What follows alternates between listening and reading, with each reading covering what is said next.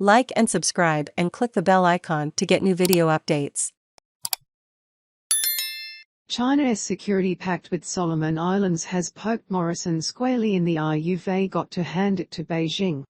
It may be playing the long game to displace American world order, but it also knows exactly when to strike.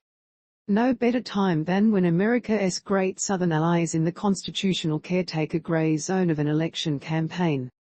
Beijing's audacity has embarrassed Scott Morrison and exposed his own recent rhetorical overreach.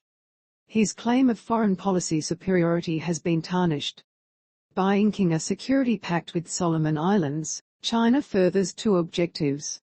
Firstly, it establishes a basis on which it could potentially build a Chinese naval base in the South Pacific. Secondly, the agreement is a strategic hit on Australia and the United States, which talked up its Pacific pivot more than a decade ago under Barack Obama. The USHASNT even had an embassy in Honiara for 29 years. With exquisite timing, Chinese President Xi Jinping has poked Morrison squarely in the eye. An electoral trump card under threat, the Prime Minister presents national security and regional uncertainty as one of his electoral trump cards. Morrison is proud to have called for an independent inquiry into the origins of COVID-19, and for using the world stage to call out China's economic coercion. He has been vocal in his criticism of Beijing's cyber intrusions both here and abroad.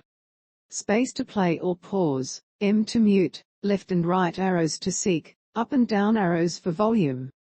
And not long before calling the election, he weaponized China, declaring in Parliament that the Deputy Labour leader Richard Marles was a Manchurian candidate, suggesting, foolishly, that Beijing's preferred outcome was for the opposition to win. His political charge against Labour? That only Morrison had the courage and the steadfast guard to protect Australian sovereignty and interests. Yet under Morrison's watch, Solomon Islands Prime Minister Manasseh Sogavare has spurned concerted Australian pressure to seal a security agreement that undermines long-standing regional objectives. Space to play or pause, M to mute, left and right arrows to seek, up and down arrows for volume. Foreign Minister Marise Payne was not dispatched. Labour says this was neglect. In the context of the Solomons skirmish, Beijing has won a contest with Canberra with wits and dollars, lots of them. Whether the security agreement is in Solomon Islands' long-term interests is highly dubious. But it is personally humiliating to Morrison that his parliamentary flourish targeting Marles has been so quickly exposed. More importantly, it is a blow to policy aims of the joint Australian-American Pacific project, aims that will live on whoever wins the May 21 poll. Space to play or pause, M to mute, left and right arrows to seek, up and down arrows for volume. Australia too soft on Solomons Penny Wong calls it the worst failure of Australian foreign policy in the Pacific since the end of World War II. This is a somewhat hyperbolic assessment but understandable given the pressure cooker atmosphere of an election campaign and the way Morrison has used China policy as a sword against the ALP. Read more. The diplomatic corps and foreign service is less scathing but no less worried. When Australia sent police and military personnel to quell violent unrest in Honiara, there was an obvious bind. By quickly restoring peace, Australia didn't want to be seen as propping up a Solomons government that faced legitimate civilian disquiet. The concern now is that in signing a security agreement with China, Sogavare will see Beijing as a better guarantor for the future of Solomon Islands and his government. Solomon Islands opposition leader Matthew Whale, who says he warned Australian officials of the military pact as early as August last year, suggests Canberra has been naive.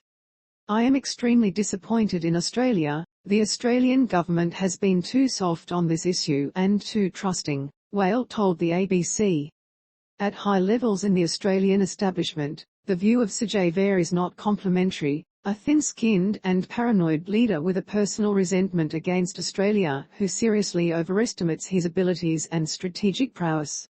Space to play or pause, M to mute, left and right arrows to seek, up and down arrows for volume. The Australian hope is that Sogavare has seriously miscalculated resistance inside his own cabinet and objections within the Solomons police force, many of whom do not want Chinese equipment or training.